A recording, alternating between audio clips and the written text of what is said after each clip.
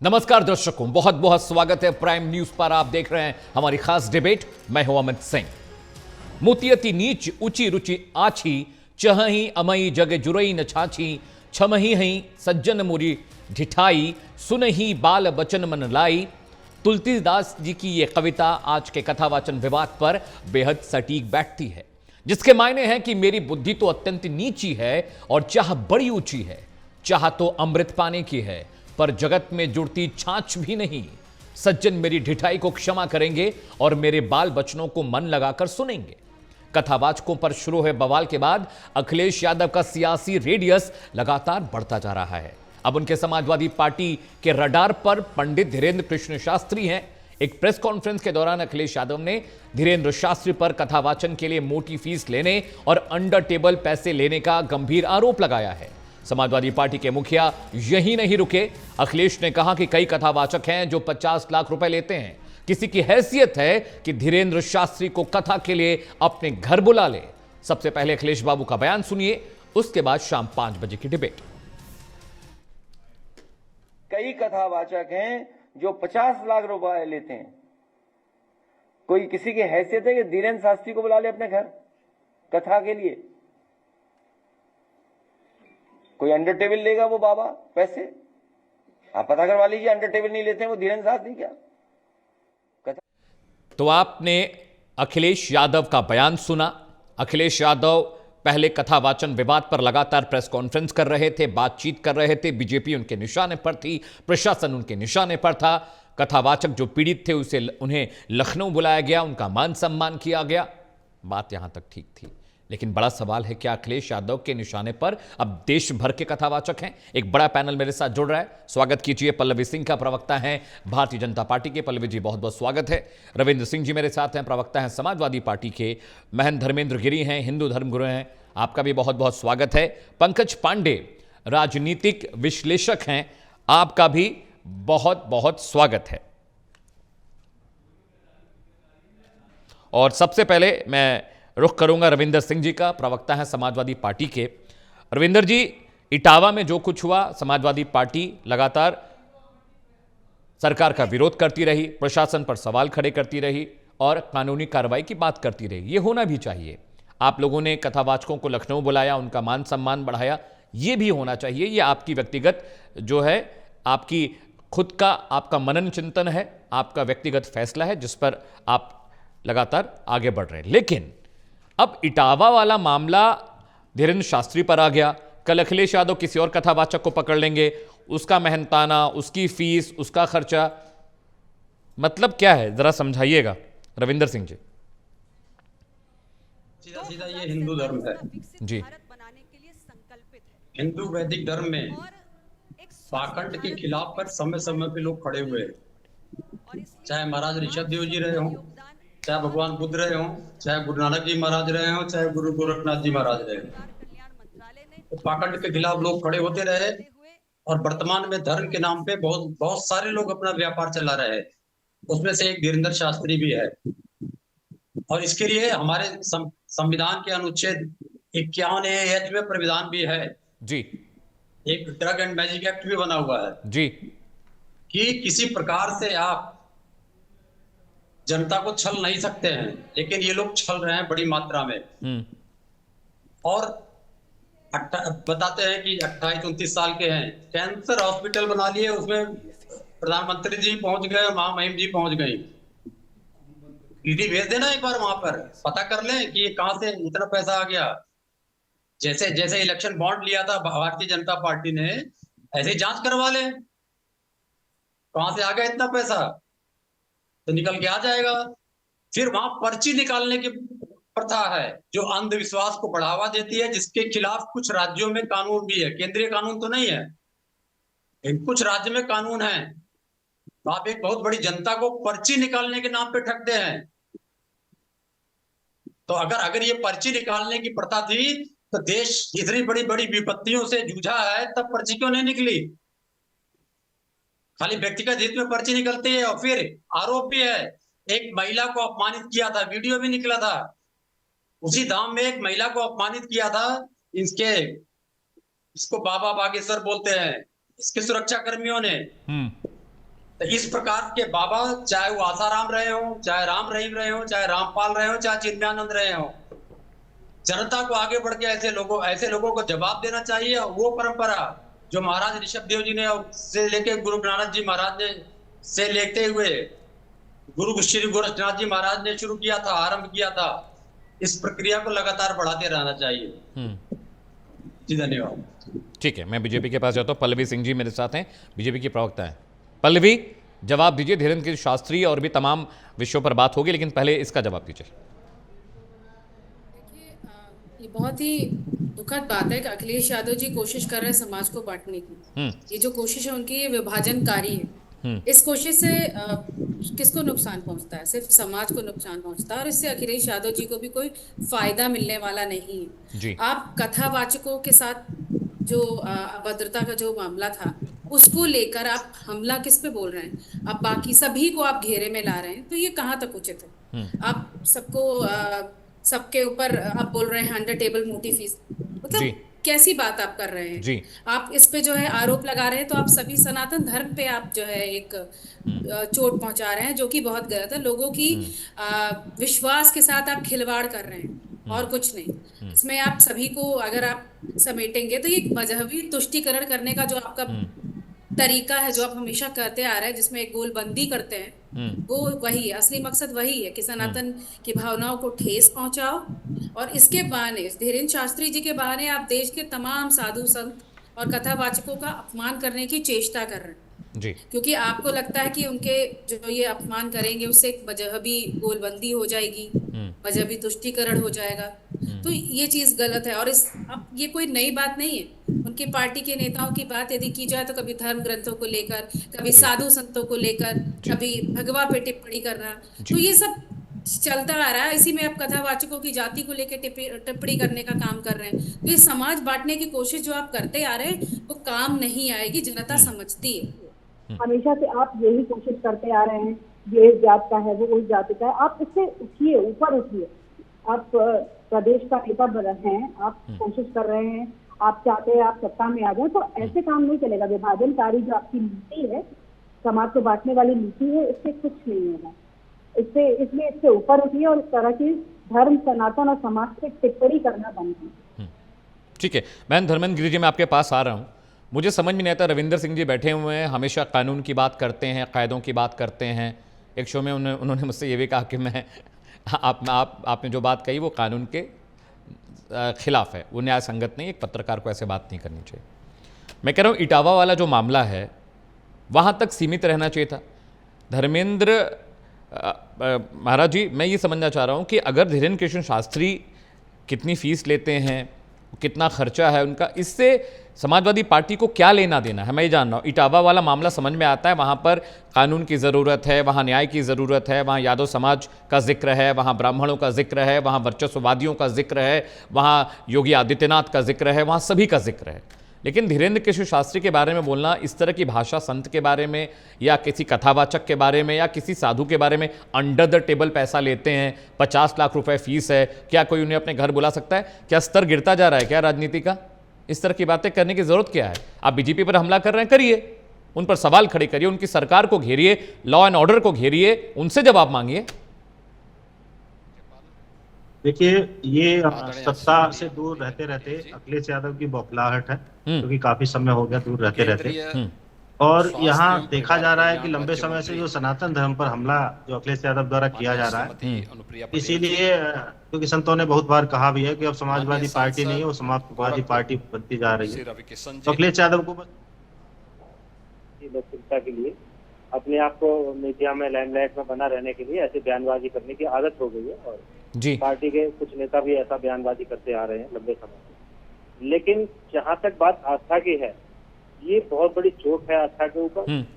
जो भक्त अगर ईश्वर ने उनको ऐसा बनाया है कि वो धीरेन्द्र कृष्ण शास्त्री या अन्य कोई कथावाचक उनके यहाँ पर कथा कर सकते हैं, तो वो व्यक्ति कथा अकेला तो नहीं सुनता है ना, वो डील नहीं है ना। अब वो जितना मर्जी उसके पास है खर्च करे, उसका अखिलेश यादव को या अन्य को क्या मतलब है?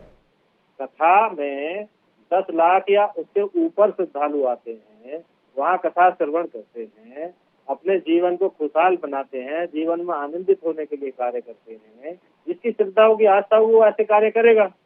अखिलेश यादव कितनी कथाओं में गए हैं, अखिलेश यादव का प्रमाण क्या है कि किसी कथावाचक के लिए ये बता दें कि उसने इतनी फीस ली है? क्या कहीं ऐसी मान्यता है? अरे दान पुण्य या ये अपना भाव है, किसी भाव के ऊपर आप अगर कुठाराघात करेंगे तो आप दोषी हैं। आपने कानून का उल्लंघन किया है। अखिलेश यादव को इसमें माफी मांगनी चाहिए। और सबसे बड़ी बात यही है कि आज तक जितना भी कार्य किया जा रहा है अखिलेश यादव के द्वारा, वो सिर्फ पार्टी के नुकसान में है। पार्टी के हित में अखिलेश यादव द्वारा कोई कार्य नहीं किया जा रहा है। हम तो यही कहेंगे ईश्वर से कि आज भी समय है, अखिलेश यादव को सद्बुद्धि प्रदान हो और आगे भविष्य में ऐसे बयानबाजी ना करें। ठीक है, पंकज पांडे जी मेरे साथ हैं, पॉलिटिकल एनालिस्ट है। पंकज जी, क्या समाजवादी पार्टी को अब विकास का एजेंडा समझ में नहीं आ रहा है?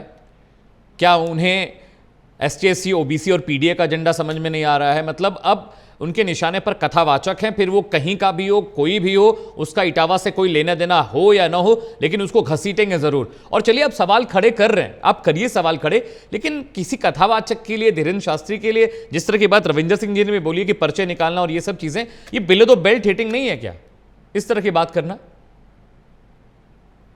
अपने प्रकाश को बिखेरती है, इसका अनुमान हम इसी से लगा। इस बात के मूल में है देश की राजनीति में क्षेत्रीय पार्टियों का उदय।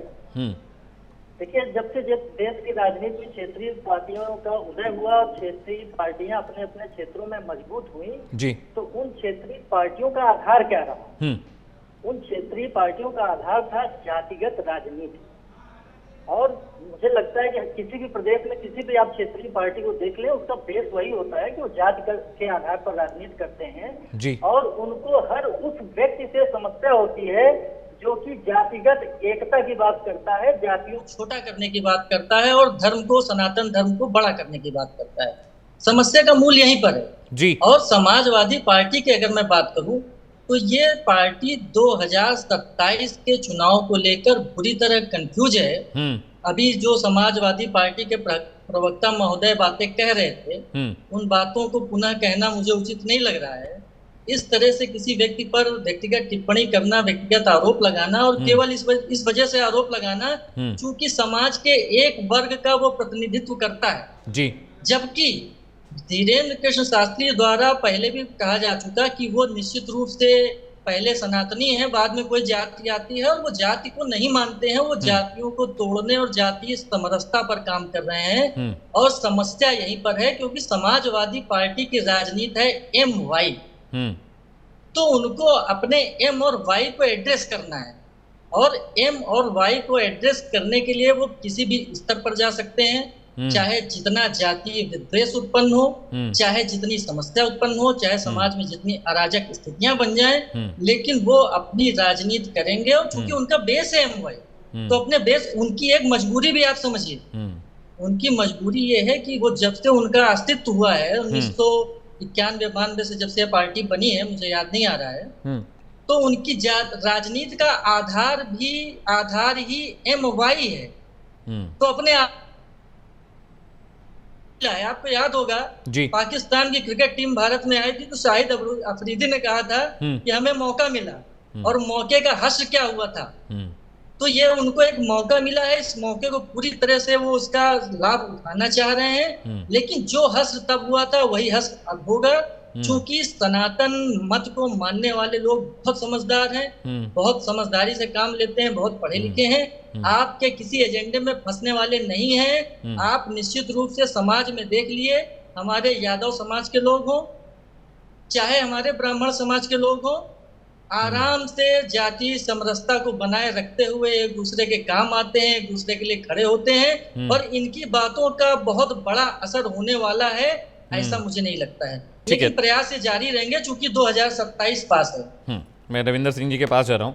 रविंदर जी, एक बात समझना चाह रहा था थोड़ा मैं कि पीडीए को खुश करने के लिए, दो सवाल हैं, माफ़ कीजिएगा, क्या पीडीए को खुश करने के लिए ब्राह्मणों पर इस तरह से टिप्पणियां की जा रही हैं? क्योंकि अगर सच में किसी कथावाचक की फीस से सरोकार है, उसके कथावाचन पे कितने खर्चा है उससे सरोकार है, तो मैं बहुत श्योर हूं कि ओबीसी और पीडीए समाज से भी बहुत सारे कथावाचक ज़रूर होंगे जिनके कथावाचन पे कॉस्टिंग आती होगी, खर्चा आता होगा। ठीक है, 50 लाख नहीं आता होगा, 5 लाख आता होगा, 2 लाख आता होगा, 1 लाख आता होगा, उनके बारे में भी थोड़ा कुछ कह लीजिए। सिर्फ धीरेन्द्र जी आपको क्यों मिले, या कोई और ब्राह्मण कथावाचक ही क्यों है? पीडीए से भी बहुत सारे कथावाचक होंगे इस समाज से, वो भी कथावाचन करते हैं। रविंदर जी। सिंह साहब आप स्पष्ट नहीं हो पा रहे हैं। हाँ, कि आप कथावाचक को केंद्र में ला रहे हैं या जाति को केंद्र में ला रहे हैं? आप स्पष्ट कर दीजिए रविंदर जी, आप क्लैरिटी कर आप दीजिए। स्पष्ट कर दीजिए ना, हम तो अपनी बात बोलेंगे। ठीक है, बोलिए। हिंदू धर्म के विरुद्ध जो भी पाखंड हुआ है उसका इतिहास में बता चुका हूँ। इसमें एक धर्माचार्य भी बैठे हैं, कुछ भी नहीं बोला उन्होंने। धर्माचार्य ने भी बोला और भारतीय जनता पार्टी के प्रवक्ता महोदया ने बोला सनातन पे हमला है। सनातन पे हमला बताता हूँ कैसे होता है। जब भारतीय जनता पार्टी का उत्तर प्रदेश सरकार में शामिल एक कैबिनेट मंत्री का था प्रभु श्री राम अभय संतान है, तब सनातन पे हमला होता है। जब माता जानकी को टेस्ट ट्यूब पे भी बोलता है भारतीय जनता पार्टी का उप मुख्यमंत्री पूर्व उत्तर प्रदेश का, तब हमला होता है। जब उत्तर प्रदेश के मुख्यमंत्री बोलते हैं कि प्रभु बजरंगबली दलित हैं, और जब हमारे प्रधानमंत्री जी जाके शेषावतार के नीचे खड़े होकर विष्णु जी बन जाते हैं, और जब इनके संबित पात्रा प्रभु जगन्नाथ को बोल देते हैं कि मोदी जी के शिष्य हैं, तब सनातन पे हमला होता है। शब्द सनातन नहीं है, शब्द वैदिक और हिंदू है। भारतीय जनता पार्टी और राष्ट्रीय स्वयंसेवक संघ हिंदू धर्म को ही खत्म करना चाहती है। नया नाम दिया है सनातन सनातन सनातन। अच्छा, किसी भी धर्म ग्रंथों में सनातन एडजेक्टिव है लगातार चलने वाला। सनातन शिक्षा, सनातन ज्ञान, सनातन प्रथा, तो ये नाम ही बदल दिया इन्होंने। ठीक है, मैं पूछूंगा। कई बार कथावाचकों की जो भी कथावाचक की आड़ में जी व्यापार करेगा और जाके किसी दूसरे देश में आइलैंड खरीद लेगा, उसका विरोध किया जाएगा, क्योंकि हमारी वैदिक परंपरा रही है। हम पाखंडों का विरोध करते हैं, और ऐसे बहुत सारे कथावाचक हुए हैं जो बलात्कार में भी पकड़े गए हैं, विदेशों में जाके उन्होंने अपना खरीदा है, आइलैंड भी खरीद लिया हुआ है, किसी देश में जेल, किसी देश की जेल में है। तो आप कह रहे हैं धीरेन्द्र शास्त्री पाखंडी हैं? आप कह रहे हैं धीरेन्द्र शास्त्री पाखंडी हैं रविंदर जी? जो भी पर्चा निकालेगा पाखंडी है, कि वैदिक हिंदू धर्म में पर्चा निकालने की कोई प्रथा नहीं है। मैं सीधा सवाल पूछ रहा हूँ, यहाँ धीरेन्द्र शास्त्री की बात हो रही है। की भी बात कर रहा हूँ, 18 पुराणों की, 18 पुराण पढ़ा हुआ रविंदर जी, मैं सीधा सवाल पूछ रहा हूँ, धीरेन्द्र शास्त्री क्या पाखंडी हैं? क्योंकि उन्हीं के बारे में सवाल है। अखिलेश यादव ने उन्हीं का नाम लिया है, तो किसी का पर्चा, कोई पर्चा नहीं, सीधे सीधे बात करते हैं ना। आपने तो नाम लिया धीरेन्द्र शास्त्री का, तो कोई भी पर्चा क्या निकालेगा? बात उन्हीं की हो रही है, वो पाखंडी हैं। मैं उन्हीं की बात ही कर रहा हूँ साहब। ये तो भारतीय जनता पार्टी के प्रवक्ता ने गलती से कहा है कि अखिलेश जी ने सभी को बोल दिया। अखिलेश जी ने केवल धीरेन्द्र शास्त्री को बोला है, और पर्चा निकालने की प्रथा नहीं है। तो धीरेन्द्र शास्त्री पाखंडी हैं रविंदर जी? धीरेन्द्र शास्त्री पाखंडी हैं? अपनाई जानी चाहिए, ना कि प्रधानमंत्री जी को वहां जाना चाहिए जहां पर अंधविश्वास परोसा जा रहा हो। अच्छा, ठीक है, मैं फिर से पूछ रहा हूं कि धीरेन्द्र शास्त्री पाखंडी हैं? आपने जवाब नहीं दिया मेरे सवाल का। दिया है मैंने। हाँ या ना बोलिए। पाखंडी है, हाँ या ना सर? अच्छा, ठीक है, हाँ बोला है पाखंडी ठीक है, ठीक है, दृष्टांत भी बता दिया। ठीक है, मैं बीजेपी के पास जा रहा हूं, उसके बाद मैं महंत के पास जाऊंगा। पल्लवी, जिस तरह की बातें ये कह रहे हैं, आप इसका जवाब दीजिए, उसके बाद मैं जाऊंगा महंत जी के पास। पल्लवी। रविंद्र जी पार्टी के प्रवक्ता हैं, तो मैं इतनी बड़ी बात बोल रहे हैं कि धीरेन्द्र शास्त्री जी पाखंडी, तो सबसे पहले तो मैं इनसे ये बोलना चाहूंगी कि इस चीज को प्रूफ करें। इनको प्रूफ लाके, कोई भी बात किसी आधार पे बोली जाती है, निराधार बातें किसी लायक नहीं होती। आप उसको कैसे प्रूफ करेंगे? आप एक प्रूफ पेश करें कि वो पाखंडी हैं, बताएं, आप भारत की जनता को बताएं, जो उनके पास जा रही है, अपने दुख तो उनसे साझा कर रही है। आप बिल्कुल, आप समाजवादी पार्टी के प्रवक्ता हैं, आपकी बात मतलब पार्टी की बात होती है, तो आपकी पार्टी ये समझती है कि वो पाखंडी है, तो इस पाखंड को प्रूफ करें। आप जाएं, इसको दिखाएं, आप जनता को बताएं, उनको समझाएं कि पाखंडी है। आप लेकर आइए, तो प्रूफ दिखाइए। मेरा रविंद्र जी से ये प्रश्न। ठीक है, महंत, मैं आपके पास आ रहा हूं। अखिलेश यादव जी हों, रविंदर सिंह जी हों, इन्हें किसने उनको अधिकार दे दिया सर्टिफिकेट देने का, किसी को पाखंडी कहने का, किसी को सच्चा कहने का, किसी को झूठा कहने का? महंत जी। देखिए, ये मैं अभी बता चुका हूँ, ये सिर्फ सत्ता की बौखलाहट है, सत्ता से दूर है, इसीलिए ये बौखलाहट बोल रही है। दूसरा सबसे बड़ा विषय तो यही है ना कि आज जितने भी प्रकरण यादव जाति को लेकर आए और भगवान कृष्ण जी को लेकर आए, उन सभी में आज तक भी अखिलेश यादव का मुंह नहीं खुला है कि वो मथुरा में भगवान श्री कृष्ण जी की मूल जन्म स्थान है, जिस पर ईदगाह बनी हुई है, औरंगजेब ने मूल जन्म स्थान को तोड़ करके वहां ईदगाह बनाई हुई। कैसे लेंगे वहाँ सर? विवादित ढांचा कोई खड़ा नाराज हुआ हो जाएगा ना बहन जी। उस पर तो आज तक अखिलेश यादव का जवान नहीं खुलती है ना। कैसे बोलेंगे कोई नाराज हो जाएगा? कोई नाराज हो जाएगा? वही ना, उनके अपने अनुज, उनके प्रिय, उनके पूर्वज नाराज हो जाएंगे। इसीलिए वैसे तो जाति यादव बोल देते हैं, लेकिन भगवान कृष्ण जी को अपने वंशज मतलब बताते हैं कि वो भगवान श्री कृष्ण जी के वंशज हैं, लेकिन अपने वंशज के लिए, अपने पूर्वजों के लिए, अपने इष्ट के लिए उनके पास ना तो समय है ना बयान है। जहां तक बात पाखंडवाद की है, तो पाखंडवाद पे शास्त्रार्थ कर लिया जाए फिर ना। अब राजनीति छोड़ लें, पहले पाखंडवाद पे शास्त्रार्थ कर लें। मैं कहता हूं कि अगर अखिलेश यादव पाखंडवाद, रविंद्र भाई हंसी मत, मैं आ रहा हूं आपके पास, हंसी मत। तो मुझे लगता है कि देश के प्रधानमंत्री बनने का सौभाग्य प्राप्त होगा। लेकिन जैसे ही शास्त्रार्थ में बैठेंगे तो पाखंडवाद पे अपनी पोल खुल जाएगी। तो किसी ज्ञानी जन का आशीर्वाद की आवश्यकता है, किसी अपने भगवान श्री कृष्ण जी इष्ट की ज्ञान की आशीर्वाद की आवश्यकता है। कम से कम भगवान श्री कृष्ण जी का गीता के कुछ श्लोक का स्मरण कर लें, तो ऐसी बातें ना करें जिससे कि अराजकता फैले और समाजवादी पार्टी का अस्तित्व मिट जाए। जहां तक बात राजनीति की है, तो राजनीति करें ना। ये किसी को पाखंडी कहना, ये राजनीति का हिस्सा नहीं हो सकता, क्योंकि धीरेन्द्र किशोर शास्त्री या अन्य कथावाचक कौन किसके हृदय में क्या स्थान है वो अखिलेश यादव तय नहीं करेंगे ना। कौन क्या दे रहा है वो अखिलेश यादव तय नहीं किए ना। अखिलेश यादव ने पर्ची नहीं काटी है कि इतना पैसा है, नहीं वो तो तय कर रहे हैं ना, वो तो तय कर रहे हैं। कह रहे टेबल के नीचे से जैसे लग रहा है कि कोई मुनीम हो, कोई चपरासी हो किसी सरकारी विभाग का, टेबल के नीचे से पैसा लेते हैं। बताइए, 50 रुपए का नारियल चढ़ता है और एक कथा में कम से कम 10 लाख नारियल चढ़ते हैं। 5 करोड़ होते हैं। ये 5 करोड़ में से मान लो 25 रुपए का नारियल आता होगा तो 2.5 करोड़ कहाँ जाएगा, किसकी जेब? अखिलेश यादव की जेब में जाता है। अरे कितने लोगों की रोजी रोटी चल रही है ये तो देखिए ना। तो ये कैलकुलेशन किसी के बारे में करना उचित नहीं है। और मैं तो समझता हूँ कि अगर धीरेन्द्र किशोर शास्त्री को किसी ने सद्बुद्धि दे दी तो इस पर मानहानि का केस ठोका जा सकता है। ठीक है, मैं पंकज पांडे के पास और रविंद्र भाई मैं आपके पास आऊंगा। पंकज जी, 2 चीजें। पहला तो ये तो मुझे लगता है कि अखिलेश यादव और उनकी जो पार्टी है वो एजेंडा थोड़ा लॉस्ट हो गया है। पहले मुसलमानों के लिए, अभी 2 दिन पहले उनके प्रवक्ता है कि भैया मुसलमान जो क्रिमिनल हैं उनके पैरों में गोली लगती है, जो हिंदू क्रिमिनल्स हैं उनको पुलिस गिरफ्तार करके जेल भेज देती है। उसके बाद आइटनरी चेंज हो गई, उसके बाद ब्राह्मणों पर हमला शुरू हो गया, यादवों के लिए बात शुरू हो गई। पहले पीडीए की बात होती थी, अब वर्चस्ववादी लड़ाई हो रही है, दबे कुचलों का जिक्र हो गया है। मुझे समझ में नहीं आता कि अभी मसूद अजहर जो नेता हैं कांग्रेस के, उन्होंने बहुत खरी खोटी सुनाई थी समाजवादी पार्टी के नेताओं को, बोले कि ज़रूरत नहीं है, बैसाखी नहीं बनना, बोलने वाले मुसलमान नहीं चाहिए, अखिलेश यादव को दरी बिछाने वाले मुसलमान पसंद है। ये सारी आइटनरीज चल रही थी।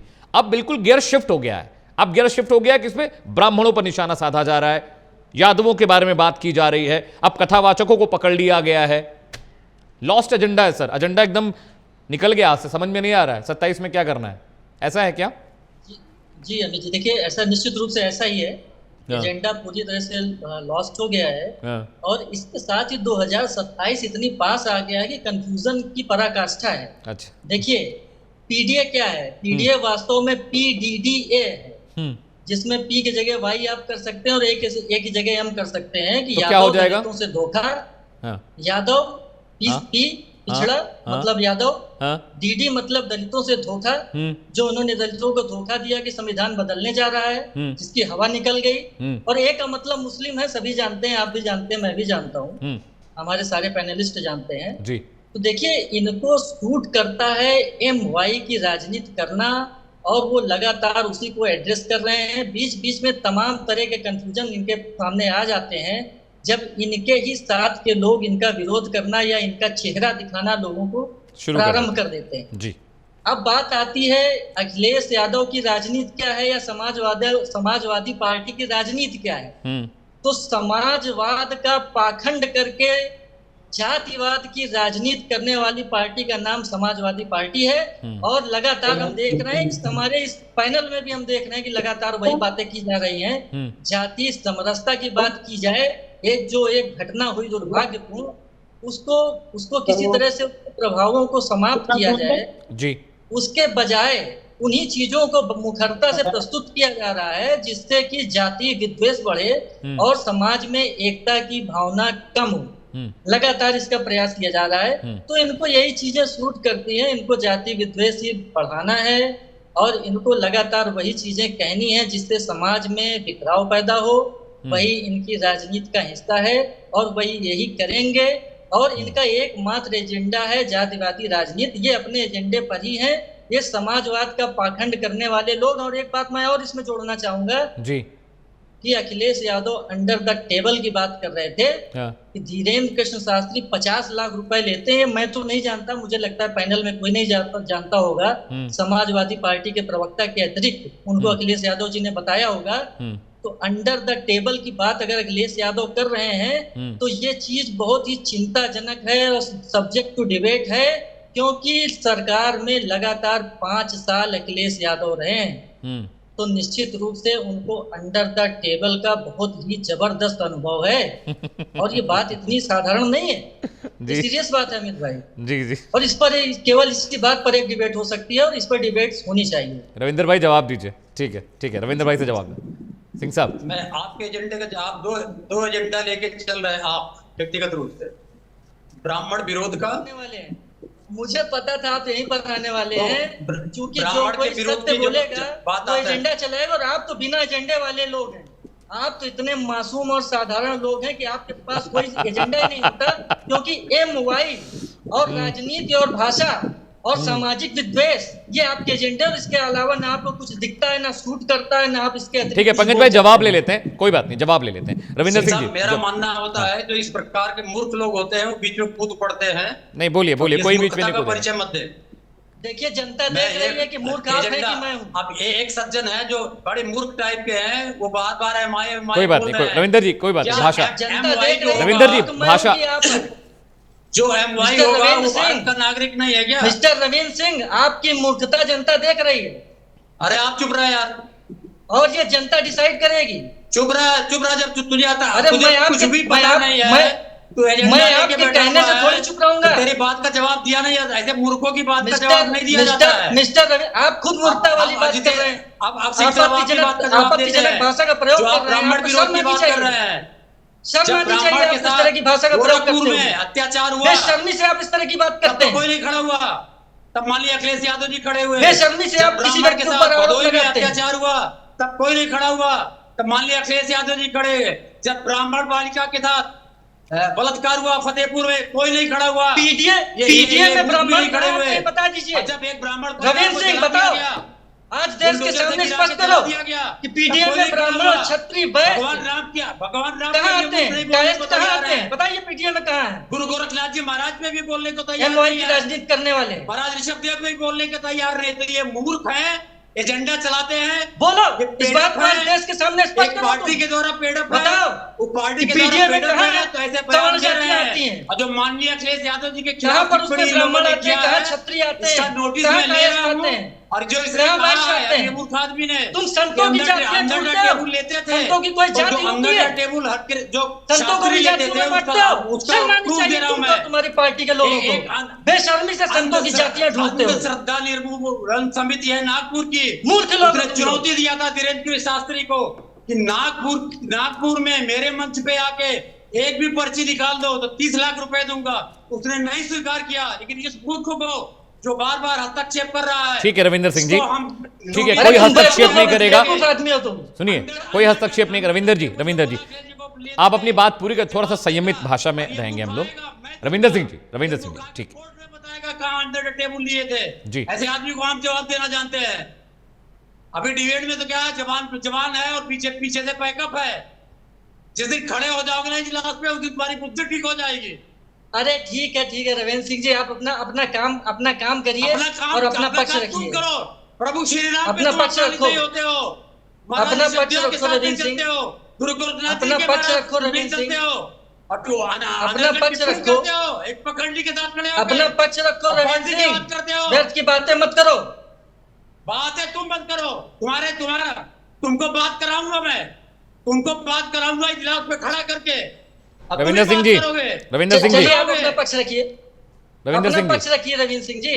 तुम्हारा पक्ष में रखवाऊंगा, चिंता मत करो। नहीं रविंदर सिंह जी, सुनिए सुनिए ठीक है, सुनिए, ठीक है, ठीक है। रविंदर सिंह जी डिबेट हो रही है, डिबेट, आप उनका जवाब दीजिए। रविंदर जी आप भी जवाब दीजिए, वो भी जवाब दे। ये डिबेट में है क्या? ठीक है रविंदर सिंह जी, नाराज मत होइए, हर कोई एक दूसरे का जवाब दे।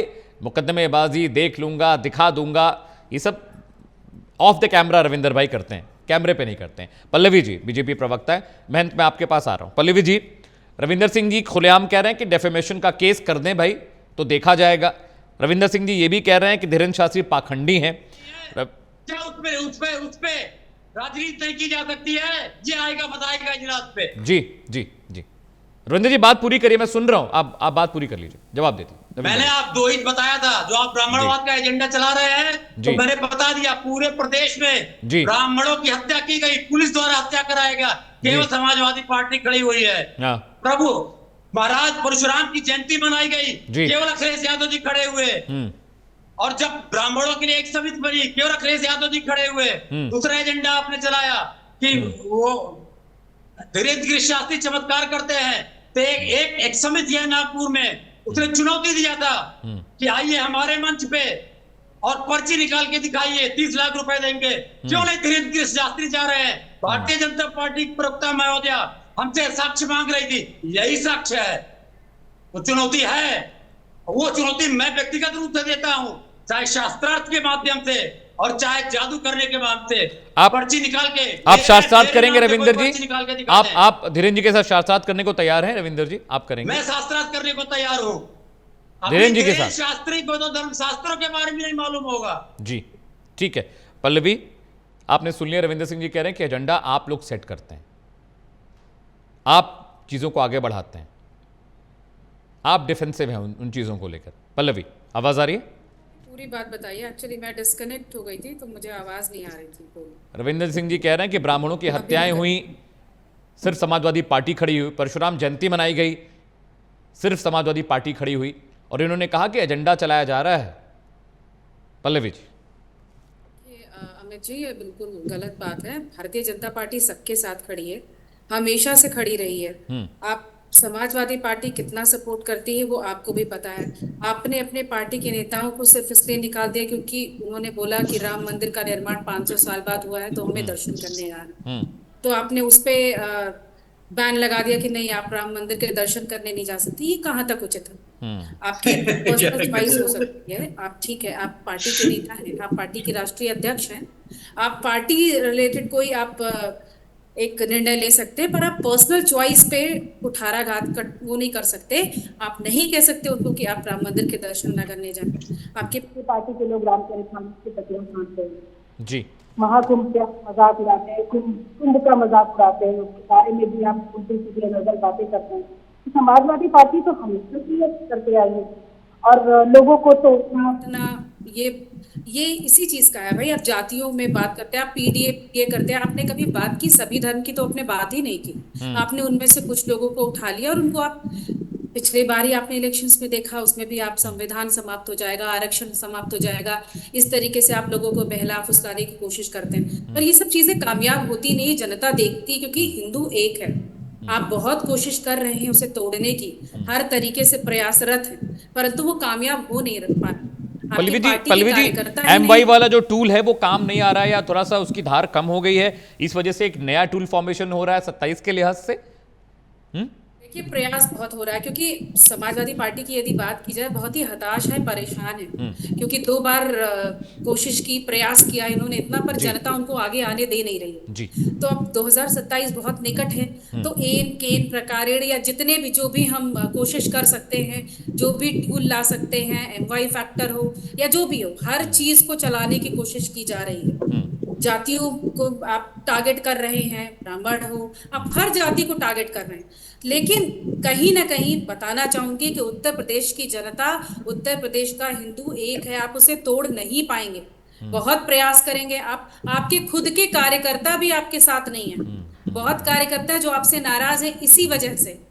भाई आप किसी को प्रायोरिटी दोगे, किसी को प्रायोरिटी नहीं दोगे, उसी में ही आप सोचोगे कि जो आप बोल रहे हो यही पत्थर की लकीर है, बाकी चीजें सुनी नहीं जाएंगी, लोगों की बात नहीं सुनी जाएगी, और उसके बाद आपके कार्यकर्ताओं में यदि आप भेदभाव करोगे तो कैसे चीजें चलेगी? तो वो आगे किसी को क्या, जो उनके सपोर्टर है वो कैसे आपके साथ आएंगे?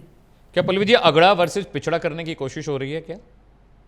बिल्कुल कोशिश की जा रही है, हर तरीके की कोशिश की जा रही है। पीडीए पीडीए पीडीए पीडीए के नाम पे आप जनता को भड़का रहे हैं, लोगों को भड़का रहे हैं, एक दूसरे के खिलाफ भड़काने की कोशिश कर रहे हैं। जी। इतनी ज्यादा हताश हो चुकी है समाजवादी पार्टी, बट अनफॉर्चुनेटली जनता समझती है, समझ चुकी है।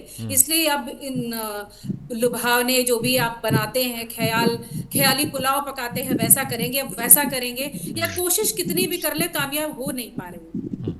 ठीक है महन जी ऐसी के, भी कोशिश आप कर जी रहे हैं, पल्लवी नहीं जी हो ठीक है, महन जी के पास जा रहा हूं। महन जी, रविंदर सिंह जी कह रहे हैं कि वो शास्त्रार्थ करने के लिए तैयार हैं धीरेन्द्र कृष्ण शास्त्री जी से। सवाल ये है कि अब जो राजनीति वाला पेज है वो सनातन के पेज में मर्ज होने की कोशिश कर रहा है। दूसरी बात ये भी है, रविंदर जी कह रहे सनातन कोई शब्द नहीं है, ये एडजेक्टिव है, ये विशेषण है। और एक बात तीसरी ये है कि क्या प्रवक्ता, नेता किसी साधु संत से अब शास्त्रार्थ करेंगे, यही बाकी रह गया था क्या बहन जी? धार्मिक हो, क्योंकि ये तो समाजवादी पार्टी के प्रवक्ता है ना, ये धार्मिक करना चाहते हैं, राजनीति करना चाहते हैं, पहला तो यही रहेगा। दूसरा, इन्होंने कहा कि वो सनातन जो एडजेक्टिव है वो सही बोला है, क्योंकि वो पूरा नाम वैदिक सनातन धर्म बोला जाता है, लेकिन शॉर्ट में उसको सनातन धर्म बोल जाते हैं, या वैदिक हिंदू सनातन धर्म, क्योंकि जितने भी सनातनी है उनको आज हिंदू है, तो इसलिए इसमें कोई विरोधाभास नहीं है, क्योंकि सनातन का मतलब ही शाश्वत है, हमेशा से है। तो सनातन कोई धर्म नहीं है, वैदिक सनातन धर्म है, वो सही है। लेकिन आज जब बात आती है शास्त्रार्थ, तो शास्त्रार्थ तो ये समाजवादी पार्टी पूरा करेगी या सिर्फ अकेले करेंगे, ये भी विषय निकल के आएगा। नहीं, रविंदर जी अकेले करेंगे, रविंदर जी अकेले करेंगे। तो ये समाजवादी पार्टी का तमगा पहन के करेंगे, अखिलेश यादव जी के आदेशित करेंगे, या स्वयं के डिसीजन में करेंगे, ये भी विषय आएगा। तो ये पहले निर्धारित कर लें कि ये किस तरीके से शास्त्रार्थ करेंगे, तो उसकी योजना बनाई जाएगी आपके चैनल के माध्यम से। मैं स्पेशली जिन्होंने मुझे बिठाया है डिबेट में, तो वो मुझे संपर्क कर सकते हैं और मैं धीरेन्द्र शास्त्री से शास्त्रार्थ करा दूंगा, तो इनकी इच्छा पूर्ति हो जाएगी। दूसरा, आज अगर हम सत्य मानवता के धर्म पर चलकर राष्ट्र का सर्वांगीण विकास के लिए कदम उठाएं, सबको अच्छा लगेगा। वोट भी मिलेंगी, राजनीति भी चमकेगी, सीट भी मिलेगी, मंत्रालय भी मिलेगा। लेकिन उससे अलग ऐसे बिंदुओं पर हम चर्चा कर रहे हैं, अपनी एनर्जी व्यर्थ कर रहे हैं, जो सत्य है ही नहीं। देखिए, आज अंधविश्वास या पाखंड वो हम तय कोई ना करेंगे, उनको रोकने वाला कि दिल्ली में 11 लोग खंबे पर लटक गए, ये सब अंधविश्वास पाखंडवाद तो आज से नहीं है ना, तो पहले से। हम कहाँ जाके रोकेंगे? समाजवादी पार्टी सिर्फ यूपी में रोकेगी या पूरे देश में रोकेगी? ये अच्छी पहल हो सकती है, लेकिन ये कितनी कारगर होगी पाखंडवाद से लड़ने के लिए, अंधविश्वास से लड़ने के लिए? इनके पास क्या है, इनके पास कितनी बड़ी टीम है कि जो उसका शास्त्रार्थ कर पाएगी? तो ये लोग तय कर लें अच्छे से, और अखिलेश यादव जी से भी मीटिंग करके फाइनल कर लें कि शास्त्रार्थ समाजवादी पार्टी की तरफ से एक टीम करेगी या अकेले रविंदर जी करेंगे। तो आप मुझे कांटेक्ट कर लीजिएगा, मैं इनका शास्त्रार्थ करा दूं। ठीक है रविंदर सिंह जी, मैं चाह रहा हूँ कि शो चल रहा है, डिबेट चल ही रही है, तो आप एक बार तारीख बता देते और कब करना चाहते हैं आप बता देते, तो महंत कह रहे हैं कि वो लाइन अप करा देंगे और प्राइम न्यूज़ पर हम वो शास्त्रार्थ लाइव दिखाने की कोशिश करेंगे। अगर आप वक्त दे दें, समय दे दें, तो धीरेन्द्र जी से बात की जाए, आप शास्त्रार्थ कर लीजिए। और सवाल ये भी है महंत जी का कि आप स्वयं अकेले करेंगे या पूरी टीम के साथ करेंगे? शास्त्रार्थ परंपरा रही है, आचार्य शंकर ने पूरे भारत में घूम घूम के शास्त्रार्थ किया है जी। मैं जब भी पूरी तरीके से फ्री छोड़ता हूं, जैसे नागपुर के अंधश्रद्धा पक्ष समिति ने छोड़ा था कि आप हमारे मंच पे आइए और जादू करके दिखाइए, ये अपने को जो धर्माचार्य बता रहे हैं उनके ऊपर छोड़ता हूं कि जब भी समय देंगे और जहां भी देंगे वहां ही आके हम शास्त्रार्थ करेंगे। और हम एक बार नहीं अनेक बार उनके गुरु से मिल चुके हैं, पूरा मध्य प्रदेश में घूमता था, छतरपुर उसी मंदिर में रुकता था मैं। तो जब ये बता रहे हैं, यानी कि इनको इतनी तहजीब नहीं है समाजवादियों को, क्योंकि ये नवाजवादी हो चुके हैं, इनकी तहजीब नहीं है कि सामने वाले से कैसे बात करिए। मैं बहुत मर्यादा की भाषा में जवाब दे रहा हूँ और सारी बातें कही हैं, लेकिन इन्होंने कह दिया कि जो अपने को धर्माचार्य बता रहे हैं, मतलब इनके अंदर तहजीब है ही नहीं कि ये नवाजवादियों के रक्त में इतना डूब चुके हैं कि इनको यही नहीं पता कि मर्यादा की भाषा क्या होती है, मर्यादा की भाषा बोलना कैसे बोलना चाहिए। रविंदर जी सुनिए, रविंदर जी नहीं पता इस तरह की भाषा नहीं, रविंदर जी नहीं, रविंदर जी मेरी बात सुनिए, इस तरह की भाषा नहीं, इस तरह की भाषा नहीं। अगर वो महंत हैं तो हैं, महंत की हैसियत से डिबेट करने आए। अब आप ये नहीं कहेंगे जो खुद को महंत बता रहे हैं, भाई अपना व्यक्तिगत बयान दीजिए, व्यक्तिगत जवाब दीजिए। किसी के कैरेक्टर को आप सर्टिफिकेट क्यों देने लग रहे हैं रविंदर जी, ये गलत बात है। आप पहले तो अपने स्टूडियो में आप कहिएगा सबक एनी टाइम प्रवक्ता बता पथरा से आने में जितना समय लगेगा रविंदर जी ये गलत बात करा सकते हैं। ये गलत बात, नहीं ये गलत। आपने सर्टिफिकेट दिया है क्या? जब वो मुझे आपने बताया, मान तो मैं तो जानता नहीं उनको, आपने बताया वही बात मैं कह रहा हूं। और ये व्यक्ति बीच में जो कूद पड़ रहा है ना, रविंदर जी, महंत जी ने एक बार भी नहीं कहा कि जो खुद को सपा का प्रवक्ता बताते, उन्होंने एक बार भी ये बात नहीं कही कि जो खुद को सपा का प्रवक्ता बता रहा। आपने कहा जो खुद को महंत बता रहे। अरे वो बता नहीं रहे, वो महंत हैं, वो महंत हैं रविंदर जी। जिस तरह से आप प्रवक्ता है वो महंत हैं। महंत होते फिर मैं कह रहा हूं प्रभु श्री राम के अपमान पे बोले होते, माता जानकी आपके हिसाब से सब लोग बोलेंगे। जब डिबेट यहाँ जिस विषय पे हो रही है उस विषय पे बोलेंगे। अरे थोड़ा तहजीब के साथ बात करिए। जिस विषय पर अभी डिबेट हो रही है कि हमें रामायण सुनाने लगूं या मैं सिर्फ महापुराण का ज्ञान बांटने लगूं, अभी डिबेट का मुद्दा जो है मुद्दे से क्यों भटक रहे हैं? ये राजनीतिक बौखलाहट है, राजनीति से दूर रहने की बौखलाहट है। ये अखिलेश यादव के साथ साथ समाजवादी पार्टी के सभी नेताओं में आ चुकी है, स्पष्ट दिखाई दे रहा है।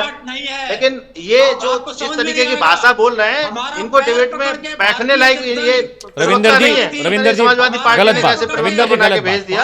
आप भी सुधार कीजिए, अपमानित मत करिए, कीजिए। रविंदर जी किसी को अपमानित मत करिए, जो मर्यादित भाषा बोलना जानते हो। नहीं, किसी को अपमानित मत करिए रविंदर। आपकी बौखलाहट हो सकती है, हमें बौखलाहट नहीं है। जितनी बार भी शुरुआती दौर में भारतीय जनसंघ या भारतीय जनता पार्टी सत्ता में आई है, हम समाजवादी पार्टी लेके आए थे। हमारे अंदर हम एजेंट नहीं है भारतीय जनता पार्टी के।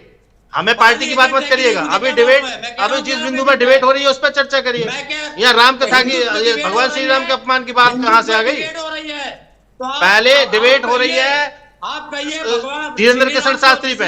अखिलेश यादव ने जो बात कही है कि कथावाचक अंडर टेबल मोटी फीस वसूलते हैं, Dhirendra Kishan Shastri 50। Ravinder ji, I think you lost it. Ravinder ji, I think you have lost the issue sir. ठीक है पंकज पांडे। अरे रविंदर जी, विष्णु जी पे बोलने के लिए नहीं है डिबेट। ये डिबेट अखिलेश यादव के उस बयान को लेकर है जो उन्होंने कहा है कि अंडर द टेबल पैसा लेते हैं धीरेन्द्र शास्त्री, उस पर डिबेट कर रहे हैं। कथावाचन पे डिबेट नहीं है। प्लीज पंकज पांडे, मतलब इतना इस तरह का नैरेटिव सेट कर रहे हैं कि महंत को कह रहे हैं कि भाई जो खुद को महंत बता रहे हैं, मतलब बिल्कुल भी त्याग दिया है कि सम्मान कैसे करना है साधु संतों का, इससे कोई मतलब नहीं रविंदर जी को। सबको एक ही चक्की में पीस रहे हैं। पल्लवी भी उनके लिए वही है, पंकज भी वही है, महंत भी वही है, मैं भी उनके लिए। मुझे धमकी देते हैं, मैं कोर्ट में तुम्हें देख लूंगा, मैं तुम्हें नोटिस भेजूंगा। इनके लिए सब लोग बराबर है, एक एंकर भी और सारे गेस्ट भी। आप किसी को बुला के बैठा दीजिए कि डीएम है तो मैं डीएम मान लूंगा क्या? आपके लिए कोई कह दे कि आप प्रवक्ता नहीं है तो कैसे? वो भी तो कह सकते हैं आपके लिए रविंदर जी। बिल्कुल मानना चाहिए, किसी ने नहीं कहा, और किसी ने नहीं कहा आपके बारे में, किसी ने कुछ नहीं कहा। पंकज पांडे सुन लिया आपने? ये भाषा शैली तरीका देख लीजिए आप, मैं क्या ही बोलूं। जी देखिए अमित जी, मैं कुछ कहूँ इसके पहले मैं इसको बिल्कुल स्पष्ट कर दूंगा कि जिस भी भाषा का प्रयोग समाजवादी पार्टी के प्रवक्ता महोदय कर रहे हैं उसमें कोई अचरज की बात नहीं है। आप एंकर महोदय, कोई नई बात। ऑडियो कम करिए, उनका ऑडियो कम करिए, पंकज जी को सुनना है। रविंदर जी मैं आऊंगा, रविंदर जी मैं आपके पास आऊंगा, रविंदर जी मैं आपके पास आऊंगा, आप तब कहें। मैं आपके पास आ रहा हूँ, आपको बोलने का मौका मिला है पूरे शो में, आगे भी मिलेगा। रविंदर जी मैं आ रहा हूँ, रविंदर जी मैं आपके पास आ रहा हूँ, रविंदर जी मैं आपके पास आ रहा हूँ। पंकज, सबसे महत्वपूर्ण बात यह है, मैं देश की जनता को एड्रेस करना चाहूंगा आपके प्रतिष्ठित चैनल के माध्यम से कि चुनाव पास है, 2027 आने वाला है। इस तरह के जातिवादी, धर्मवादी, वैमनस्यतावादी एजेंडे सेट किए जाएंगे। आपको इससे बहुत सावधान रहने की आवश्यकता है। इन सब में फंसने की जरूरत नहीं है और समाज को एकता प्रदर्शित करने की आवश्यकता है। आप अगर यादव समाज से आते हैं तो भी आपको उतना ही सरल और सुलभ रहना पड़ेगा। और अगर आप ब्राह्मण समाज से भी आते हैं तो आपको जातीय विद्वेष में नहीं फंसना है। वो यादव हो, ब्राह्मण हो या किसी भी जाति का व्यक्ति हो या किसी भी धर्म का व्यक्ति हो, जातीय और धार्मिक विद्वेष से बचने की आवश्यकता है, क्योंकि 2027 आने वाला। तो इस तरह के एजेंडे चलेंगे। जिन लोगों को जो एजेंडे सूट करते हैं वो एजेंडे चलाएंगे। हमें जरूरत है इससे बचने की। बाकी सबके आचरण, सबकी भाषा, सबके किस तरह के आचरण है वो सबके सामने है। आप उसको बहुत बारीकी से देखिए, समझिए और निर्णय लीजिए। पंकज जी, एक सवाल मेरा और भी है, क्या किसी जाति समुदाय विशेष की बेइज्जती कर कर आप चुनाव जीत लेंगे? क्या वोट हासिल कर लेंगे? क्या ये होने लगा? मतलब ये एक एजेंडा सेटिंग हो गई है, ये नैरेटिव हो गया है, ये ऐसा लग रहा है क्या? चाहे वो कोई भी हो, चाहे वो बीजेपी हो, चाहे वो कांग्रेस हो, चाहे वो समाजवादी पार्टी हो, तीनों ही पार्टियों के लिए मैं कह रहा हूं, क्या अगर आप किसी एक समुदाय और जाति की बेइज्जती करते हैं तो क्या अपोजिट समुदाय और जाति से आपको वोट मिल जाते हैं क्या, पंकज जी?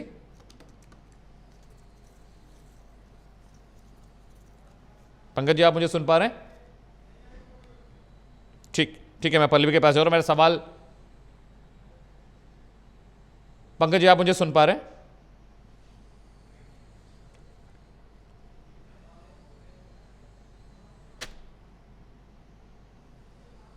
ठीक है, महन जी के पास चलते हैं। महन जी, एक बड़ा सवाल यह भी है, और माफी मैं मांग रहा हूं कि मेरे कार्यक्रम में समाजवादी पार्टी के प्रवक्ता ने आपसे इस तरीके और इस तरीके से बात की। मैं इसके लिए माफी मांग रहा हूं, वो कभी माफी नहीं मांगेंगे इस बात के लिए। लेकिन मैं ये समझना चाह रहा हूं महन जी कि किसी जाति विशेष को गाली देने से, उसको नीचा दिखाने से, इसको आप इशू मत बनाइए। और नहीं, रविंदर जी, मुझे बात पूरी करने दीजिए। आपने अपमानजनक तरीके से बात की है बहन से, ये इशू नहीं बना रहा हूं, ये सब लोग सुन रहे हैं, ये इशू नहीं है। आप जिस शैली में बात कर रहे थे, आपने जिस तरह से उन्हें संबोधित किया है, हम सब सुन रहे हैं, डिबेट के सारे पैनलिस्ट सुन रहे हैं। तो बहन जी, मैं फिर से कह रहा हूं कि मैं माफी चाहता हूं जिस तरह से समाजवादी पार्टी के प्रवक्ता ने आपसे बात की, आपको संबोधित किया। मेरा सवाल यह है महन जी कि क्या किसी जाति विशेष को गाली देने से वोट मिल जाएंगे क्या 27 में?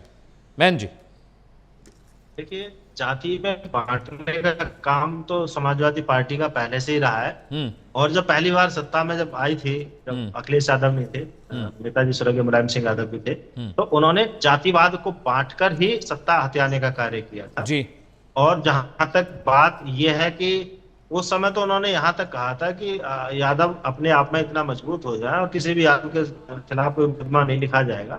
वो जिस तरीके से अन्य जातियों पर जितना प्रहार करना चाहें और करें, और उस तरीके से सत्ता को हत्या कर कुछ समय राज्य किया, इसको पूरा देश, प्रदेश ही नहीं पूरा देश जानता है। जिस प्रकार आज यादव बाहुल्य क्षेत्र है, तो आज भी भारतीय जनता पार्टी की सरकार होते हुए वहां अपना प्रभाव दिखाने का पूरा प्रयास करते हैं। लेकिन आज उत्तर प्रदेश पुलिस उसका मुंह तोड़ जवाब देती है। कितने यादव हैं जिनको जेल भेजा है, ऐसे दबंग जिनके नाम से हवा भी कांपती थी, लेकिन आज वर्तमान सरकार में को मुंह तोड़ जवाब दिया गया। और इनका जो ये तमगा है जातिवाद का, जो MY वाली डेफिनेशन है, इस बार पूरी तरह से ध्वस्त हो चुकी होगी, क्योंकि इनको पता नहीं है कि मुसलमान अभी जा कहां रहा है। ये सिर्फ जो बयान वहां ऊपर से आदेश जारी होता है ना, सिर्फ वहां चल रहे हैं। इनसे ज्यादा तो अखिलेश यादव से हमारी मीटिंग हो चुकी है। ये क्या जानते हैं अखिलेश यादव के बारे में? अखिलेश यादव को पता है सत्य क्या है, लेकिन सत्ता की बौखलाहट में ऐसे ही लोग अखिलेश यादव का दिमाग खराब कर रहे हैं। ऐसे लोग मिलकर वहां, मैं तो आज आंखें खुली हैं, मैं तो जब भी मेरी अखिलेश यादव से मुलाकात होगी तो मैं तो कहूंगा कि भाई अपने आप को संभालो। तुम्हारे ऐसे कार्यकर्ता जिनकी भाषा तहजीब नहीं है, वो क्या सिखाएंगे? उनके साथ अब क्या करेंगे? अभी पीछे पूरी कार्यकारिणी निरस्त की थी, इसीलिए तो की थी। अखिलेश यादव ने 1-2 जिले छोड़ के पूरी कार्यकारिणी निरस्त की थी, ऐसे लोगों की वजह से तो की थी। तो ये उस नैया को, अखिलेश यादव की नैया को डुबोने में इनका पूरा योगदान है। और इस बार MY और किसी तरीके का जातिवाद इलेक्शन नहीं होगा, सिर्फ सत्य पर आधारित इलेक्शन होगा, विकास पर आधारित। ठीक है महन जी, आप साथ रहिए। मैं पंकज पांडे के पास जा रहा हूं। पंकज जी, ज्यादा वक्त नहीं बचा, मैं चाह रहा हूं कि जिस तरह की राजनीति की परिपाटी समाजवादी पार्टी शुरू करने की कोशिश कर रही है, ये बड़ा विध्वंसकारी है। इससे तबाही मचेगी, इससे वैमनस्य बढ़ेगा, इससे दुश्मनियां बढ़ेंगी समुदायों के बीच में, जातियों के बीच में। जो कुशल क्षेम पूछ लिया करते हैं अगड़े और पिछड़े एक दूसरे से, मोहल्लों में, गलियों में रहने वाले, शहरों में रहने वाले, मुझे लगता है बातचीत भी बंद कराने की कोशिश है क्या, कि ब्राह्मण बात ही नहीं करे यादव से, यादव ब्राह्मण की तरफ देखे ही ना। जी, निश्चित रूप से प्रयास वही है। लेकिन देश की जनता समझदार हो चुकी है अमित भाई। आज वो स्थितियां नहीं है जो आज से 20 साल 25 साल पहले हुआ करती थी। लोग बहुत समझदार हैं, पढ़े लिखे हैं और चीजों को समझते हैं। वो समझते हैं कि राजनीतिक पार्टियां अपना जातिवादी और धर्मवादी एजेंडा चलाती हैं और उस पर ही काम करते हैं, तो लोग अपने हिसाब से अपने चीजें तय कर लेते हैं। हाँ, ये सही है कि कुछ लोगों का जो एक भाव होता है वो किसी पार्टी के प्रति होता है, कुछ लोगों का दूसरी पार्टी के प्रति होता है, लेकिन आपसी सद्भाव बनाने की दिशा में लोग बहुत सजग हैं, संयत हैं और लोगों को ऐसा करना भी चाहिए। और जब जब चुनाव आएंगे तब तब इस तरह की चीजें होंगी, होती रही हैं और इनको होने से तब तक नहीं रोका जा सकता जब तक जातिवाद पर आधारित राजनीति की जा रही है। ठीक है रविंदर सिंह जी, लास्ट 2 मिनट आपके पास है सर, प्लीज कंक्लूड करिए। Closing comment Ravinder Singh ji. फिर से मैं वही बात रिपीट कर रहा हूं, एक व्यक्ति जो अपने को संत कह रहा है वो इस देश के नागरिक मुसलमान, इस देश के नागरिक यादवों का विरोध कर रहा है बैठ के और सत्ता की बात कर रहा है। जब वैदिक धर्म बना था तो उसमें 2 बनाए गए थे, एक धर्मगुरु बनाया गया था, एक राजा बनाया गया था। राजा सत्ता देखता था, धर्मगुरु धर्म की बात देखता था। यहाँ पर ही अगर ये अपने को धर्मगुरु कहते हैं और सन्यासी कहते हैं, सत्ता की बात से इनको विमुख रहना चाहिए था और यादवों का विरोध कर रहे हैं।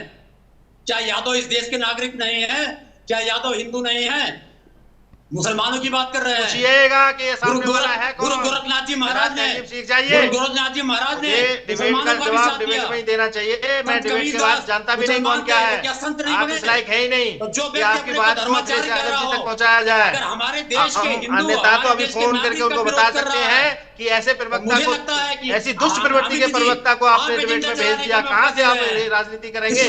राजनीति पूरी तरह टूट चुकी है। नेताजी थे मुलायम सिंह यादव जी, वो जानते थे। ठीक है रविंदर जी, ठीक है रविंदर जी, वक्त नहीं है, वक्त नहीं है, वक्त नहीं है। कभी किसी को भूलते नहीं थे, हमेशा जी कहकर बात करते थे। ये कहां से दुष्प्रवृत्ति? ये तो राक्षसी प्रवृत्ति हावी हो चुकी है समाजवादी पार्टी। ठीक है रविंदर जी, रविंदर जी, ठीक है महन जी बहुत बहुत शुक्रिया। वक्त नहीं महन जी, बहुत बहुत शुक्रिया। महन जी बहुत बहुत शुक्रिया। पंकज जी आपका बहुत बहुत शुक्रिया। रविंदर सिंह जी आपका भी बहुत बहुत शुक्रिया। पल्लवी हमारे साथी बीजेपी की प्रवक्ता, उनका भी बहुत बहुत शुक्रिया। 2 बातें बहुत अहम है जो समझने की जरूरत है। किसी जाति विशेष पर टिप्पणी करने से कोई बहुत ज़्यादा माइलेज नहीं मिलता।